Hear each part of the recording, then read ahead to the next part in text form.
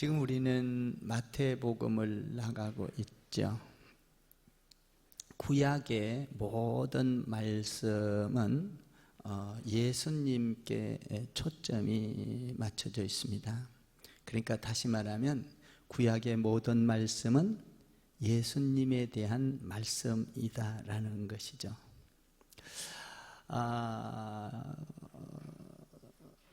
39권이 구약인데요. 거기에는 모세율법이 있고요. 그리고 모세율법이 5권이죠. 모세율법이 있고 역사서가 있고 선지서가 있고 또 시가서가 이렇게 있습니다. 근데 율법서, 모세가 쓴 율법 전체가 누구에 대해서 말한 거예요? 예수님에 대한 말이에요. 그리고 역사서 전체가 예수님에 대한 이야기죠. 선지자들이 예언하고 말하고 경고하고 이런 모든 것들이 누구에 대한 말이에요? 예수님에 대한 말씀이죠. 시가서, 시적으로 쓴 것도 전부 다 그 믿음의 사람들이 예수님을 보고 만나고 이런 사건이죠. 뭐 신약에 와서는 말할 것이 전부 다 예수님에 대한 이야기고요. 그래서 구약의 모든 말씀은 예수님에 대한 말씀이죠. 그래서 신약에 딱 넘어오면서 이렇게 시작을 합니다. 아브라함과 다윗의 자손 예수 그리스도의 세계라, 이렇게 말하죠. 우리 1절 1장 1절에 그렇게 돼 있잖아요. 예수 그리스도의 계보라, 그리스도의 계보라, 이렇게 돼 있죠.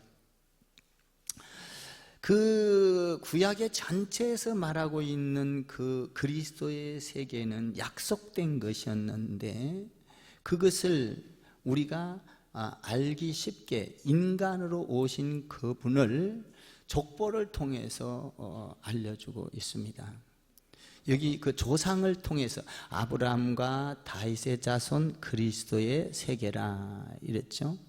여기도 우리가 앉아 있지만 조상 없이 태어난 사람 여기 하나도 없죠. 여러분들이 안 믿어도 조상이 있어서 태어난 거예요. 이해가 가시면 아멘. 조상이 없는 사람은 아무도 없어요. 그러니까 조상을 이어서 왔다는 건 내가 인간의 혈통을 이어서 왔다라는 것이죠. 그것이 인성으로 하나님이지만 예수님이 족보를 통해서 이렇게 왔다. 아브라함과 다윗의 자손 그리스도의 세계라, 인성이죠. 그런데 그걸로만 태어난 것이 아니라 예수님은 성령으로 잉태된 분이다 라는 것이죠.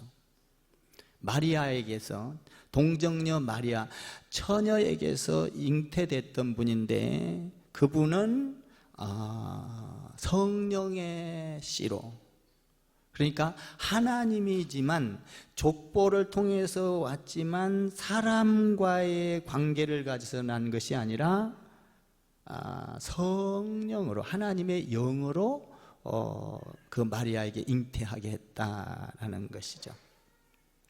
그것을 신성이라 그래요. 그러니까 구약의 모든 사건은 예수 그리스도를 초점을 맞추고 있는데 인성과 신성을 통해서 이 땅에 왔다라는 것이죠.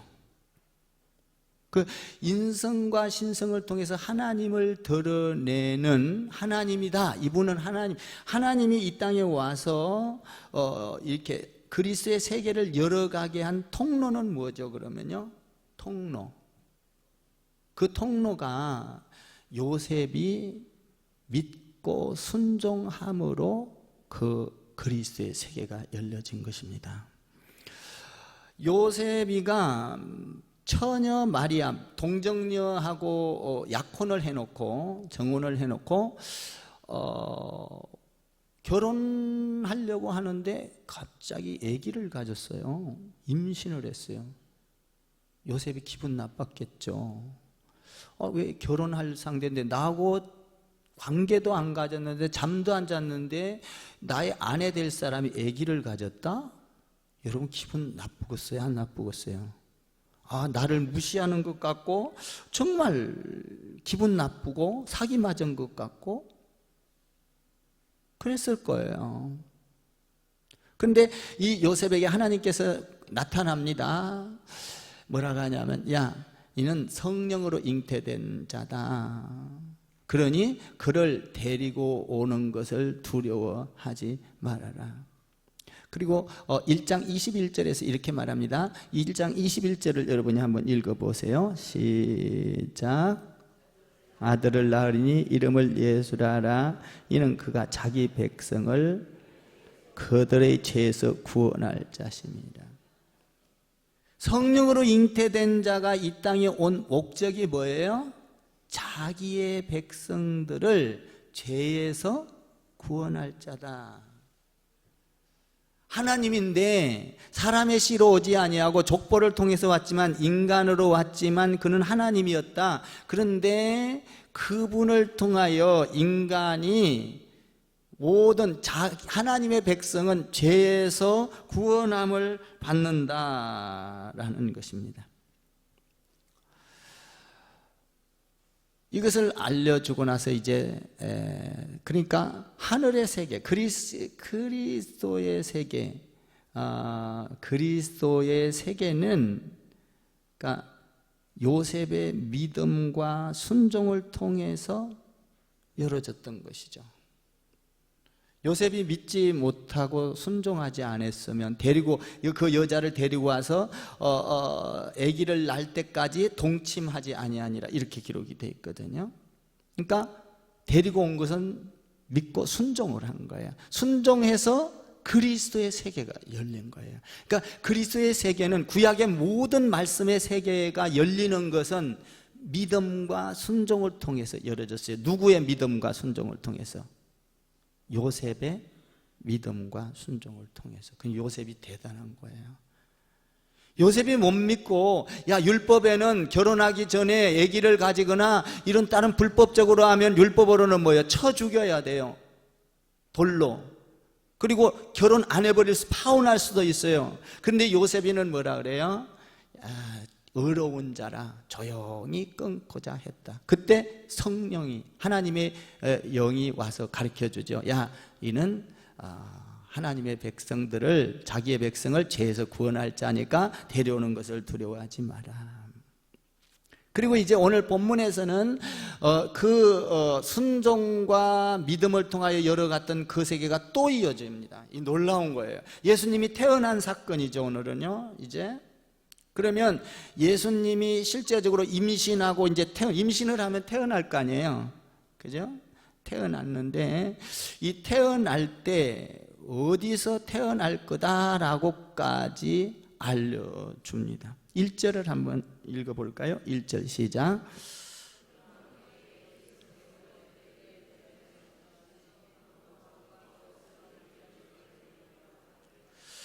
유대 땅, 유대 마을 작은 도시 예루살렘에서 미가서 5장 2절에서 이것이 미가 선지자를 통하여 이미 예언을 해놨던 것이죠.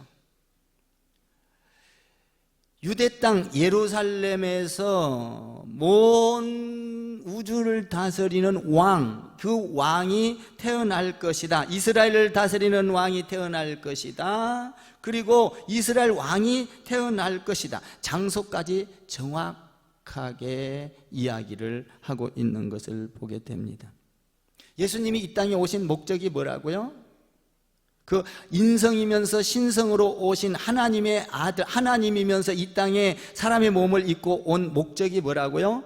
1장 21절에서 자기 백성을 죄에서 구원하기 위하여 오셨다는 것이죠.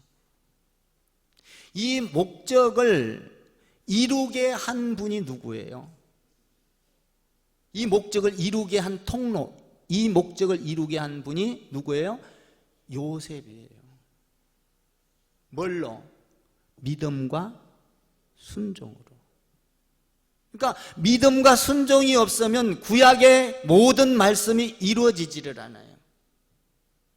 하나님께서 천지를 창조하셨다. 믿음과 순종이 없으면 그 세계는 열려지지 않습니다. 홍해바다가 갈라졌다. 믿음과 순종이 없으면 그 세계를 볼 수가 없습니다. 죽은 자가 살아났다. 믿음과 순종이 없으면 그 세계는, 부활의 세계는 열려지지 않습니다. 믿음과 순종을 통하여, 요셉의 믿음과 순종을 통하여 이 엄청난 하나님의 자녀, 모든 하나님의 백성을 죄에서 구원할 이 엄청난 우주적인 사건이 요셉의 믿음과 순종을 통하여 열려졌다는 사실입니다. 엄청난 거죠, 믿음과 순종이. 1장 18절에 보면 마리아와 정혼을 한 요셉은 너무나 화가 났을 거예요. 그러나 의로운 자라 이렇게 말을 하고 있죠. 1장 19절에서 가만히 끊고자 했지만 소문이 나지 않고 욕을 하지 않고 가만히 끊고자, 의로운 자라.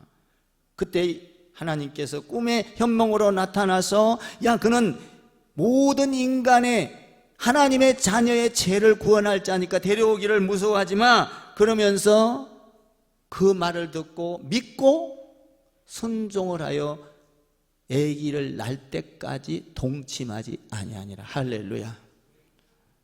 하나님의 아들이라는 거예요. 다시 말하면 믿음은 자기 방식으로 믿는 것이 믿음이 아니에요. 믿음은 하나님의 방식으로 믿는 것이 믿음이에요. 저를 따라해 볼까요? 참된 믿음은 내 방식으로 믿는 것이 아니라 하나님의 방식으로 믿는 믿음이 참된 믿음입니다. 우리는 어떻게 해요? 신앙생활을 하면서 내 경험과 지식과 내 학문과 내 방법으로 우리는 믿고 의지를 해요. 그래서 내 방법에 안 맞으면 어쩌면 뭡니까? 화를 내고, 어쩌면 내 방식에 맞지 않으면 믿어지지 않고. 그러니까 우리는 내 방식으로 믿는다고요. 그건 믿음이 아니에요. 참된 믿음은 하나님의 방식으로 믿는 믿음이 참된 믿음인 거예요. 요셉이는 누구의 방식대로 믿었어요? 하나님의 방식대로 믿었어요. 하나님께서 알려줬어요. 사람들은 다 의심을 했어요. 과학적으로, 의학적으로 믿을 수 없었어요. 내 방법으로는 도저히 이해할 수 없었어요. 그러나 하나님의 방식으로 믿었을 때 그리스도의 세계가 열려졌던 거예요. 여러분, 신앙생활은 하나님의 방식으로 믿는 거예요. 내가 이해가 안 가도 하나님의 방식으로 믿으면 하늘의 세계가 열려요.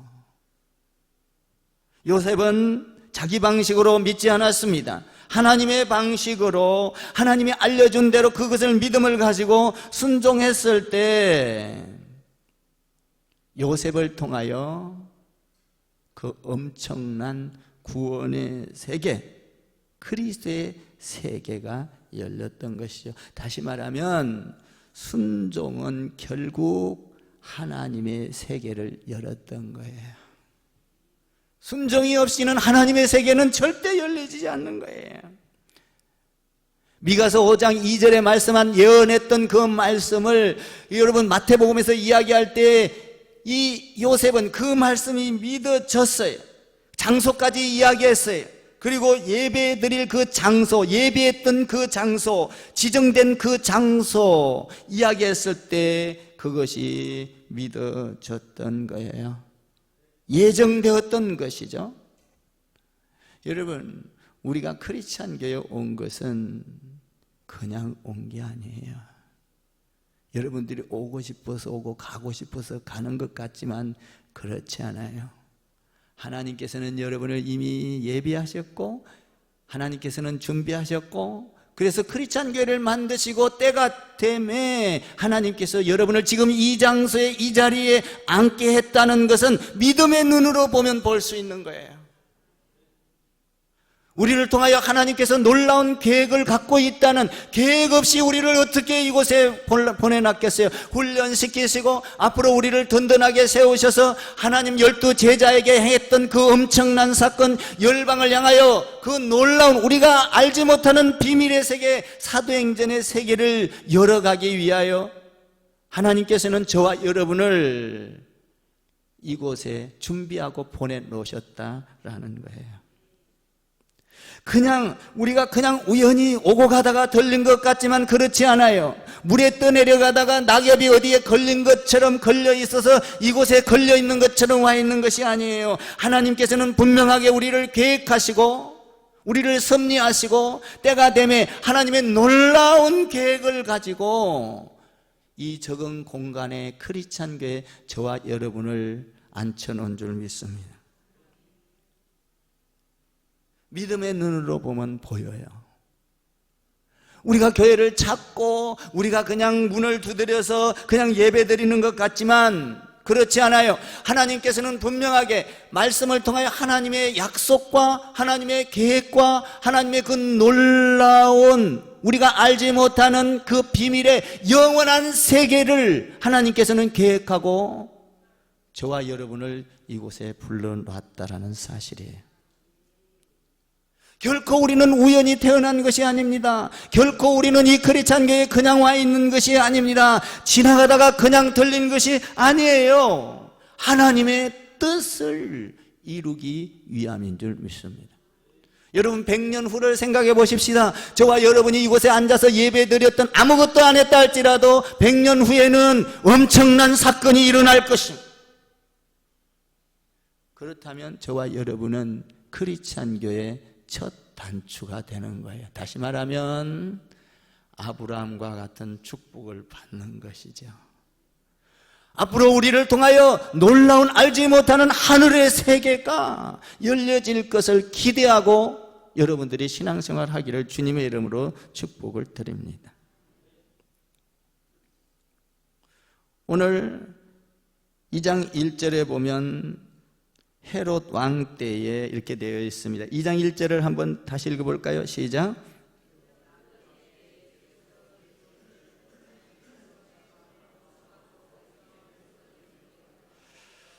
그러니까 미가서에 약속하고 있던 그 계획이 그대로 이루어졌다라는 것이죠.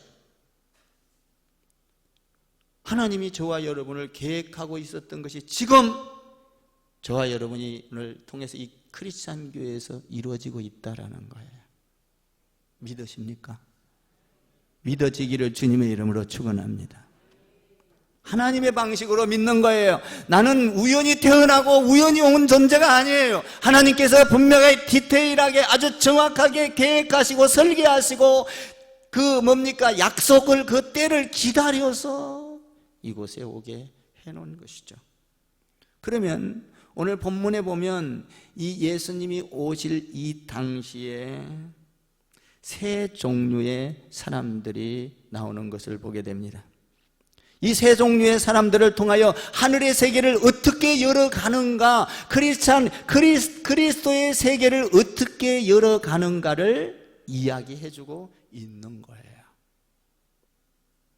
오늘 여기 보면 헤롯과 예루살렘의 사람들이 나옵니다. 두 번째로는 대제사장과 서기관들이 나옵니다. 세 번째로는 동방 박사들이 나옵니다. 오늘 1절서부터 16절까지 세 종류의 그룹의 사람들이 나와요. 첫 번째 헤롯과 예루살렘의 사람들이 나옵니다. 한번 3절을 볼까요? 3절 읽겠습니다. 시작.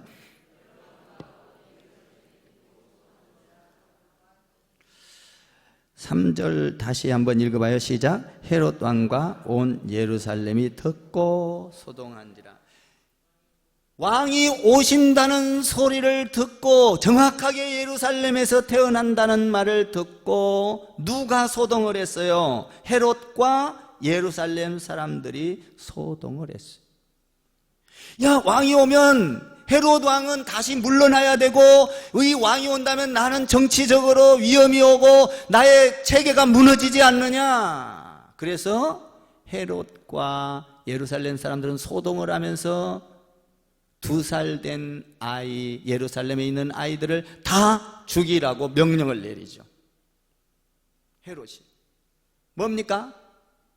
우리가 하나님 안에서 주님을 믿고 있지만 소동하는 그룹이 있다는 것입니다. 우리는 예수를 믿고 살아갑니다. 와서 예배를 드립니다. 그러나 우리는 세상의 풍속대로 쫓아갑니다. 내가 성공하기 위하여 예수를 믿으면서도 무엇을 먹을까, 마실까, 입을까, 세상에 관심을 가지고 쾌락을 가지고 어떻게 하면 내가 즐길까, 먹고 마시고 부어라. 무슨 인생입니까? 소동하는 인생입니다. 헤롯과 예루살렘 사람들이 지금 만왕의 왕 되신 예수님이 오셨다는 그 소식을 듣고 소동한지라라고 되어 있습니다. 혈안이 되어 있는 것이죠. 예수님을 죽이려고. 우리는 어떻습니까? 예수를 믿으면서도 육체적으로 건강해야 잘 사는 걸로 착각을 합니다. 돈을 많이 벌어야, 성공을 해야, 명예를 얻어야, 그것을 향하여 하나님은 뒷전이고 온전히 그것을 향하여 달려가는 크리스찬들이 많이 있다는 것입니다. 이 사람은 어떤 사람입니까? 소동하는 인생인 것입니다. 믿음이 있다 할지라도, 예수를 믿는다 할지라도 우리는 이곳에 소동하는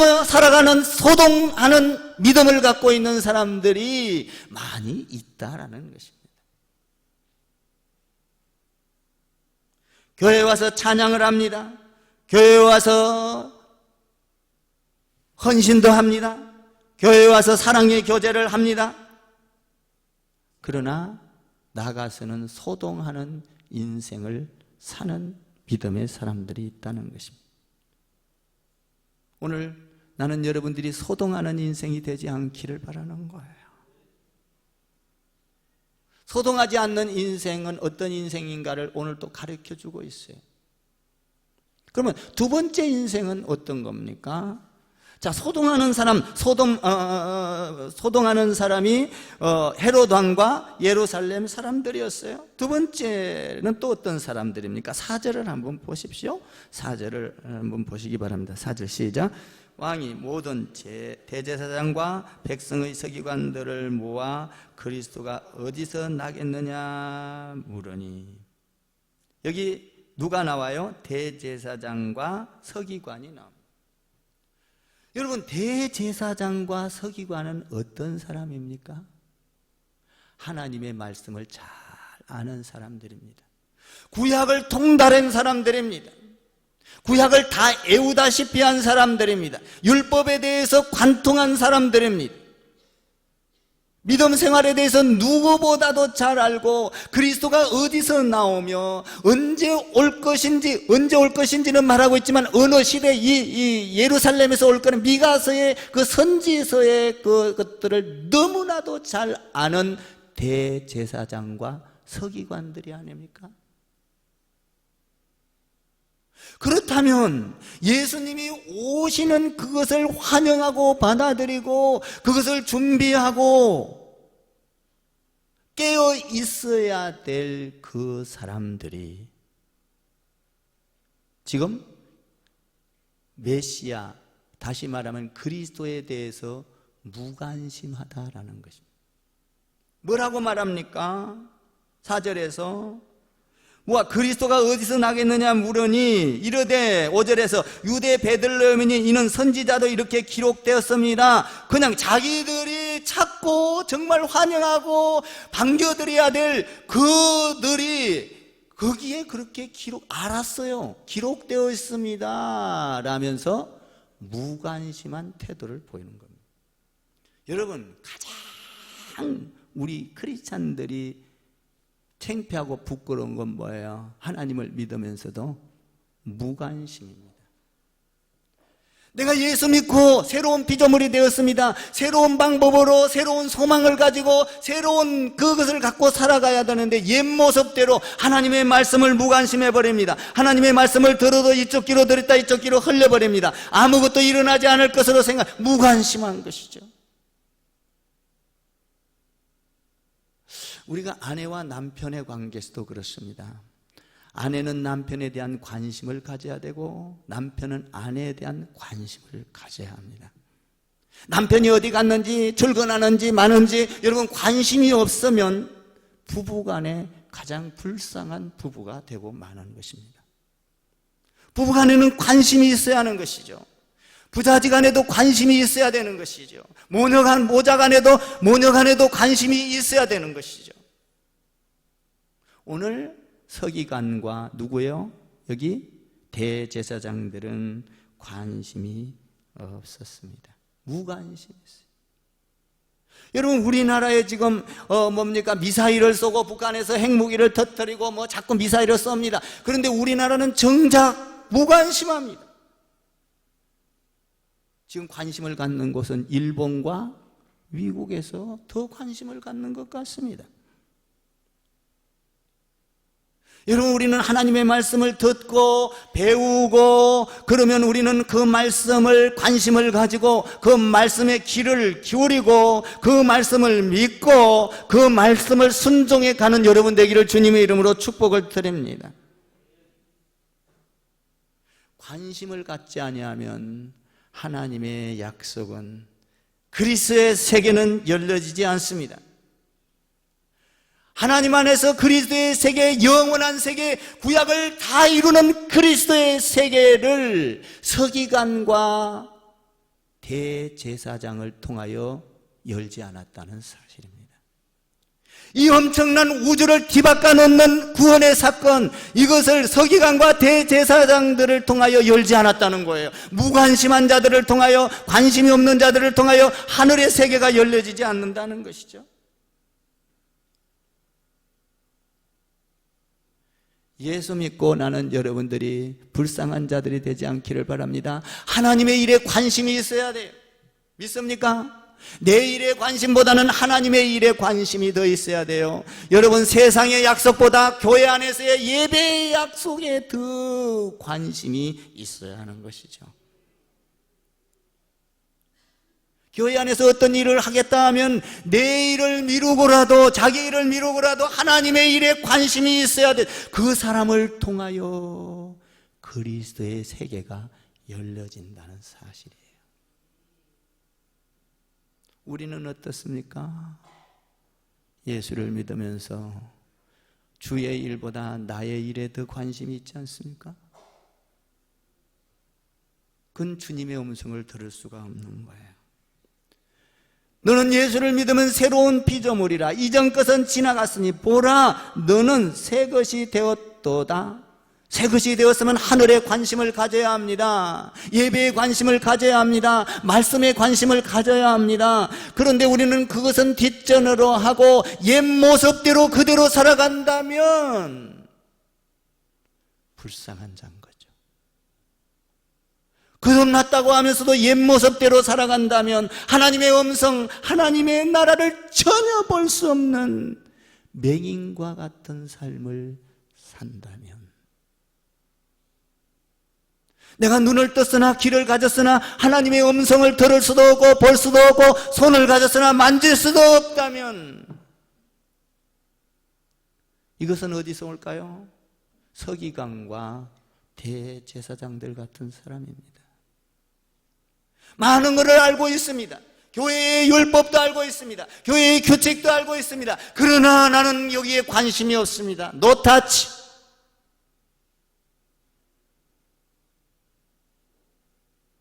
여러분, 하나님의 일은 손님을 통하여 일하지 않습니다. 하나님의 일은 손님을 통하여 일하지 않아요. 꿈과 소망이 있고 내가 하나님 안에서 내가 새로운 피조물이 됐다면, 그리스도 안에서 새로운 사람이 됐다면 말씀을 듣고 소망을 가지고 꿈을 꾸고 비전을 가지고 그 안에서 묵상하고 하나님의 뜻을 바라보고, 할렐루야, 그 사람에게 그리스도의 세계가 열려간다는 것입니다. 그러면 새로운 세계를 여는 사람은 대제사장도 아니었고 서기관도 아니었고 헤롯 왕도 아니었고 예루살렘 사람들도 아니었어요. 그럼 누가 이 엄청난 세계를 열어갑니까? 9절 10절을 한번 보십시오. 9절 10절 시작.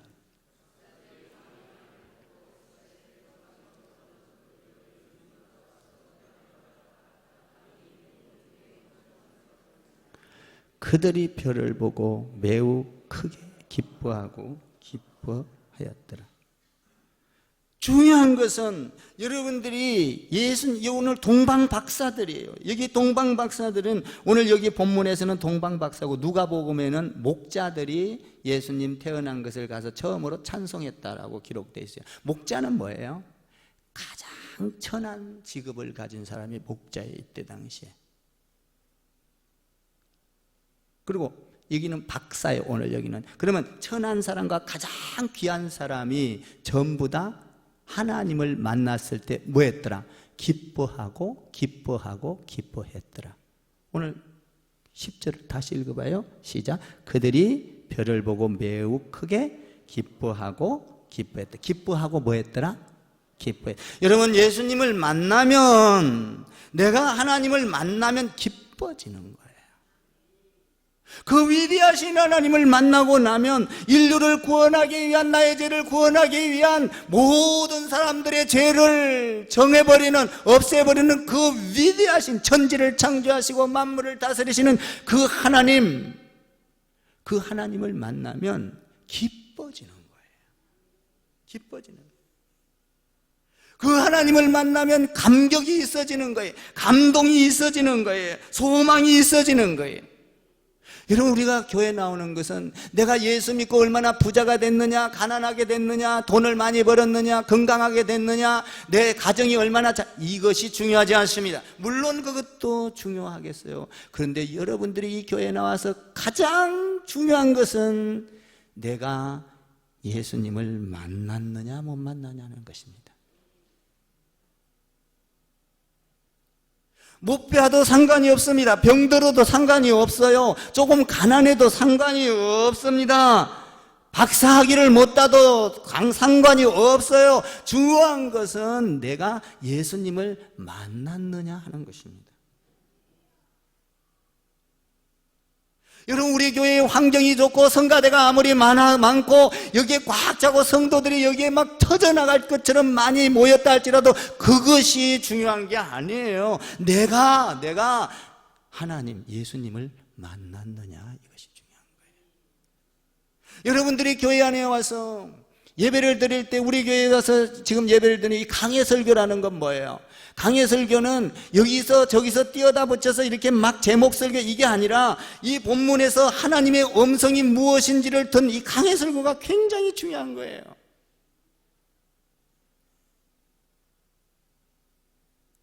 그러니까 제 입술을 통하여 말씀을 전하고 있지만 제가 제 말이 아니라 지금 하나님 말씀 그대로 풀으니까 이 말씀이 누구예요? 하나님 말씀이라는 거예요. 이 말씀을 통하여 여러분들이 하나님을 만나야 하는 거예요. 지금 누가 만났어요? 동방 박사들이 만났던 거예요. 이것이 중요한 거예요. 그분을 만나야 제사함을 받을 수 있습니다. 아멘 하세요. 그분을 만나야 천국을 갈 수 있습니다. 그분을 만나야 영원 세계가 열려집니다. 그분을 만나지 않고는 여러분들이 빌딩을 1000개를 가지고 있어도 여러분들에게 영원한 세계가 열려지지 않습니다. 제사함을 받을 수가 없습니다. 구원을 받을 수가 없습니다. 그분을 환경이 아무리 좋아도 여러분들 여기에 몇천 명, 몇만 명이 모였다 할지라도 내가 그분을 만나지 아니하면 나와 상관이 없는 거예요.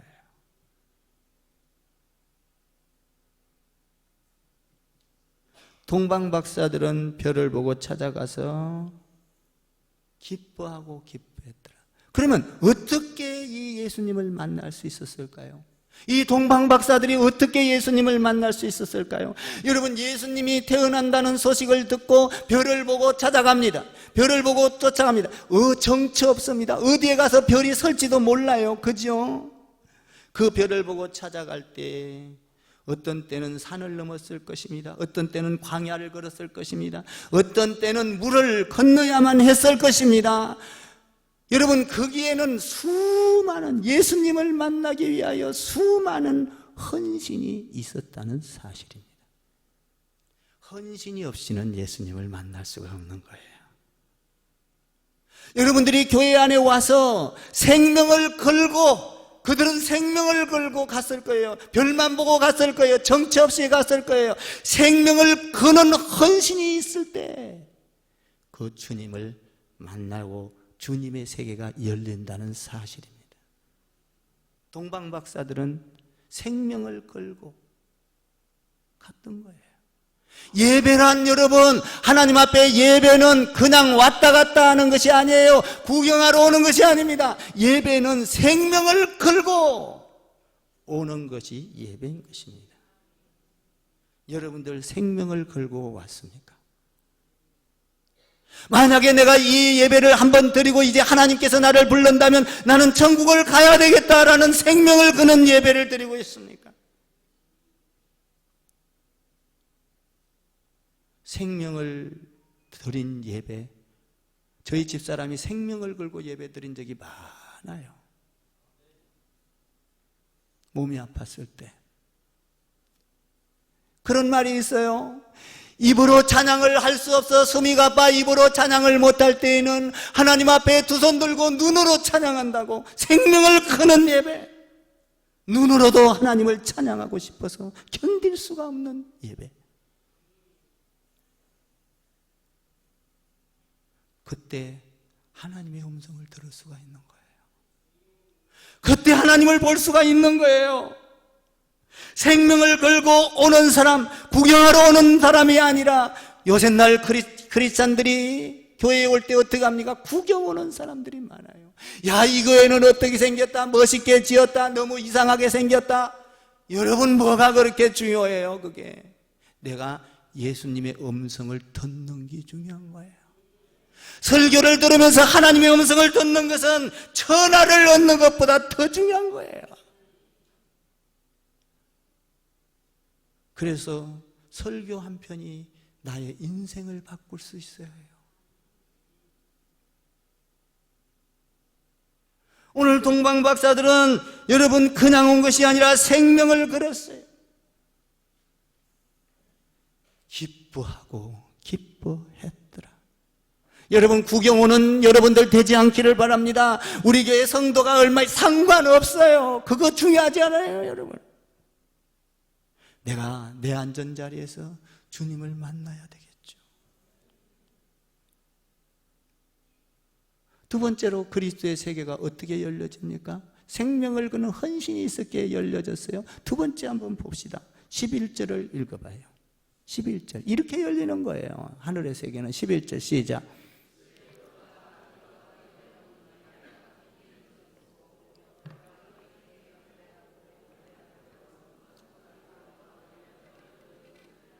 여러분, 하나님을 만나는 것은 여러분들이 예배를 드릴 때 빈손으로 와서는 안 되는 거예요. 예물을 갖고 와야 되는 거예요. 제 말이 아니에요. 성경 하나님의 음성입니다. 시험 들지 않기를 바라요. 하나님 앞에 참된 예배는 하나님의 방식으로 예배를 드리는 거예요. 내 방식으로 드리는 것이 아니라 예물을 가지고 와서, 제물을 가지고 와서 하나님 앞에, 오늘 여기 보면 황금과 유향과 몰약을 주님 앞에 드렸더라.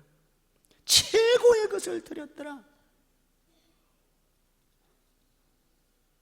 여러분, 예물이 없는 예배는 예배가 아닌 거예요. 예물이 없는 예배는 능력이 없습니다. 예물이 없는 예배는 감격이 없습니다. 예물이 없는 예배는 기쁨이 사라집니다. 예물이 없는 예배는 순종이 있을 수 없습니다.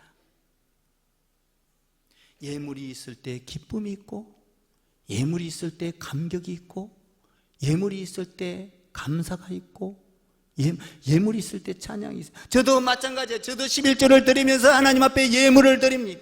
예물을 또 뭡니까? 이 주일 예물을 드립니다. 드리면서 감격이 있습니다. 소망이 있습니다. 하나님께서 약속하고 있는 그 무궁무진한 너의 창고가 차고 넘치나 안 넘치나 시험해봐라. 이 엄청난 기대를 가지고 감격합니다. 감격합니다. 그리고 소망을 갖습니다.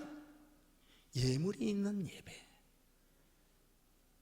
여러분, 예물이 있는 예배는 감격이 있는 거예요. 예물이 없는 예배는요, 그 사람은 불평을 털어놔요. 헌금하라 그러면요, 뭐 이상한 소리를 해요. 예물이 없는 예배는 불순종이 나타납니다. 가만히 보세요. 제가 25년 목회했어요. 예물을 드리지 않고 예배를 계속 드리는 사람은 불평을 합니다. 원망을 해요. 이건 사실이에요. 예물을 드린 사람은 불평할 수가 없습니다. 드려도 하나님 앞에 모자란 그 예물, 에라 내 몸뚱아리라도 다 드려서 선교사로 가겠다, 이런 사람들이 어떻게 불평을 하겠습니까? 여러분, 우리는 집을 사면 관심이 있습니다. 아파트를 분양을 받아놓고 나면 어떡합니까? 들어가기 전에, 입주하기 전에도 짓는 데 가서 여러 번 둘러봅니다. 어떤 사람은 그 집을 둘러보러 갔다가 엘리베이터에 타고 가서 집 완성되기도 전에 가서 보려다가 엘리베이터에 갇히는 사람도 있습니다. 재물이 있는 곳에 뭐가 있습니까?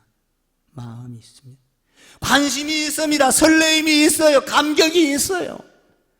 더군다나 하나님 앞에 예배를 드릴 때, 예물이 있을 때 감격이 있다는 사실이에요. 그럴 때 그리스도의 세계가 열려지는 거예요. 오늘 동방박사들이 여러분 어떻게 했습니까? 오늘 여기 보니까 예물을 갖고 와서 드렸더라. 헌신을, 생명을 큰 예배를 드렸더라. 이를 통하여 쫙 그리스도의 세계가 열리는 거예요. 이런 통로가 되기를 주님의 이름으로 축원합니다. 여러분이 이런 통로의 주인공이 되기를 주님의 이름으로 축복합니다. 우리 교회가 그 통로가 되기를 바라는 것이죠. 그러면 예물을 드린 사람의 결과는 뭡니까? 하늘의 세계를 열어가는데 그 결과가 어떻게 나타납니까? 기가 막혀, 기가 막혀, 말씀이.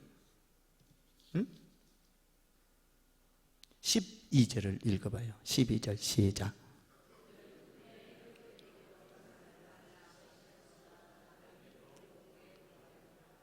(12절에) 뭐라고 하고 있어요? 그들은 꿈에 헤롯에게 돌아가지 말라. 내가 지시한 예물을 드린 자는 순종한다는 거예요.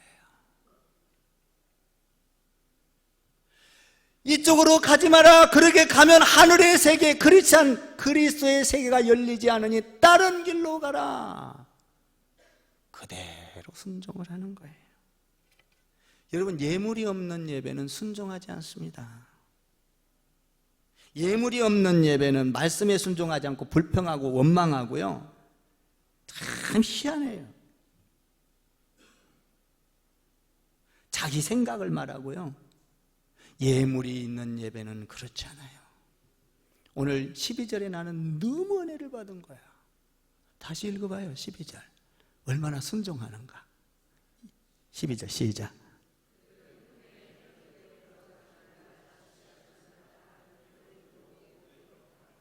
하나님의 말씀에 순종하는 거예요.